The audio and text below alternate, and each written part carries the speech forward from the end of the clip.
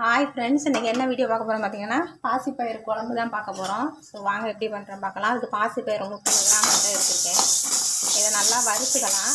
வறுத்துட்டு தண்ணி ஊற்றி வேக வச்சுக்கலாம்.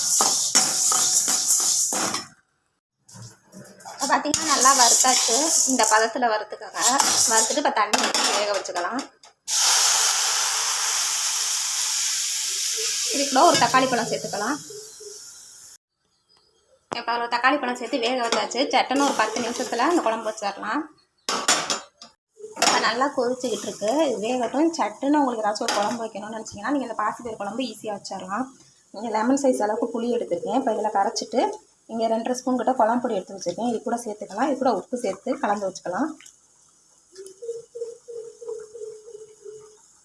இப்போ புளி கரைச்சாச்சு. இது கூட 2 ஸ்பூன் குழம்பு பொடி, உப்பு தேவையான அளவு சேர்த்து இப்போ நம்ம இதை கலந்து வச்சுக்கலாம்.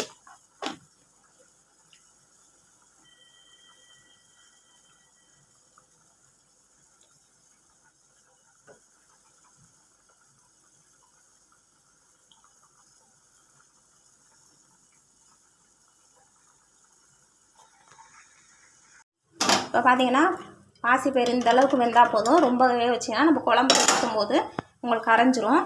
ஸோ இந்த ஸ்டேஜில் நம்ம கரைச்சி வச்சுருக்க குழம்பு இதை ஊற்றிக்கலாம். ஒரு கொதி வந்ததுக்கப்புறம் நம்ம இதை தாளித்து விட்ற வேண்டியதான். இப்போ குழம்பு கொதிக்கும் போது அதுக்குள்ளே நம்ம இதை தாளித்து விட்டுக்கலாம். கடுகு கொஞ்சமாக போட்டுக்கிறேன். இல்லை ஜீரகம் கொஞ்சம், கருவேப்பிலை. இதில் நம்ம மெயினாக அந்த குழம்புக்கு டேஸ்ட்டு கொடுக்க போகிறது பார்த்திங்கன்னா பூண்டு தான். பூண்டு சேர்த்துக்கிறேன்.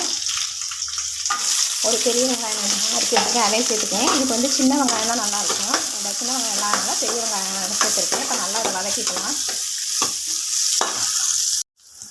இப்போ வெங்காயம் நல்லா வதங்கிடுச்சு. இது கூட ஒரே ஒரு தக்காளி பழம் சேர்த்துக்கலாம். இப்போ இதையும் இது கூட நல்லா சேர்த்து நம்ம நல்லா இதில் தக்காளியே வெங்காயம் நல்லா வதங்கணும். அப்போ தான் குழம்பு டேஸ்ட்டாக இருக்கும். இப்போ நல்லா எல்லாத்தையும் வதக்கிக்கலாம். இப்போ பார்த்தீங்கன்னா குழம்பு நல்லா கொதிக்குது. இங்கே தக்காளி வெங்காயம் நல்லா வதங்கிடுச்சு. இதை நம்ம குழம்புல சேர்த்துக்க வேண்டியதான். அவ்வளோதாங்க, நம்மளோட பாசிப்பயிறு குழம்பு ரெடி ஆயிடுச்சு. இந்த குழம்பு கொஞ்சம் தண்ணியாக தான் இருக்கும். ஸோ உங்களுக்கு சூப்பராக இருக்கும். கண்டிப்பாக ட்ரை பண்ணி பாருங்கள். இது கூட உருளைக்கிழங்கு வறுவல் வச்சு சாப்பிட்டோம்னா உங்களுக்கு ரொம்ப டேஸ்ட்டாக இருக்கும். அப்பளம், உருளைக்கிழங்கு வறுவல் இது எல்லாமே நல்லாயிருக்கும். கண்டிப்பாக ட்ரை பண்ணி பாருங்கள். ட்ரை பண்ணி பார்த்து எப்படி இருந்துச்சுன்னு கமெண்ட்டில் சொல்லுங்கள். இந்த வீடியோ பிடிச்சிருந்துச்சுன்னா லைக் பண்ணி ஷேர் பண்ணிக்கோங்க. அப்படியே சப்ஸ்கிரைப் பண்ணிவிட்டு பக்கத்தில் உள்ள பெல் பட்டனை கிளிக் பண்ணிக்கோங்க. நான் எப்பப்போ வீடியோ போட்டாலும் உங்களுக்கு நோட்டிஃபிகேஷன் வரும்.